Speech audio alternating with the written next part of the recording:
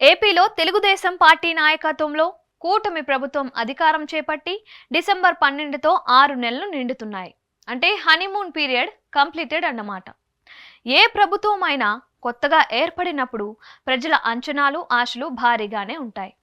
తొలి 6 నెలలు ఆశావహ దృక్పథంతో ఎదురు చూస్తూ ఉంటారు. ప్రభుత్వ పనితీరును సానుకూల ధోరణిలోనే చూస్తూ ఉంటారు. అదలా ఉంటే సీఎం చంద్రబాబు కేబినెట్లో ఆయన కాకుండా 24 మంది మంత్రులు ఉన్నారు. వీరిలో అరడజన్ మంది తప్ప అంతా కొత్త ముఖాలే.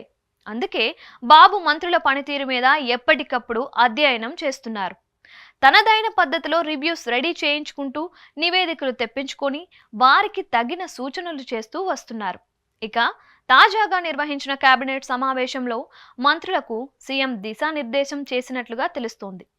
6 నెలల పాలన ముగుస్తున్న నేపథ్యంలో ప్రతి మంత్రి తన శాఖ పరిధిలో పనితీరు మీద నివేదికలు ఇవ్వాలని చంద్రబాబు అడిగారంట.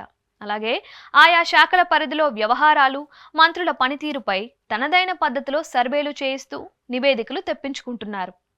వాటన్నింటినీ క్రోడీకరించి మంత్రులకు రానున్న రోజుల్లో పనితీరును మెరుగుపరుచుకోవడానికి సూచనలు ఇస్తారని అంటున్నారు. మొత్తం మంత్రులలో కొందరు మాత్రమే తమ శాఖలలో పట్టు సాధిస్తున్నారని అంటున్నారు. మరికొందరు నెమ్మదిగా గాడిలో పడుతున్నారని అభిప్రాయం అయితే ఉంది. కొందరు మంత్రులు మాత్రం ఇంకా ఏబిసిడి దశలోనే ఉండి అవగాహన పెంచుకోవడానికి చూస్తున్నారంట. దీంతో 6 నెలల పాలన పూర్తి అవుతున్న నేపథ్యంలో చంద్రబాబు మంత్రుల విషయంలో కాస్త సీరియస్గానే వ్యవహరిస్తున్నారు. ప్రభుత్వం పనితీరు అన్నది మంత్రులు, ఎమ్మెల్యేల పనితీరు మీదనే ఎక్కువగా ఆధారపడి ఉంటుంది.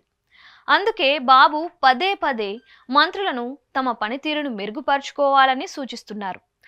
ఏ మాత్రం తేడా వచ్చినా ఇబ్బందులు తప్పవని హెచ్చరిస్తున్నారు.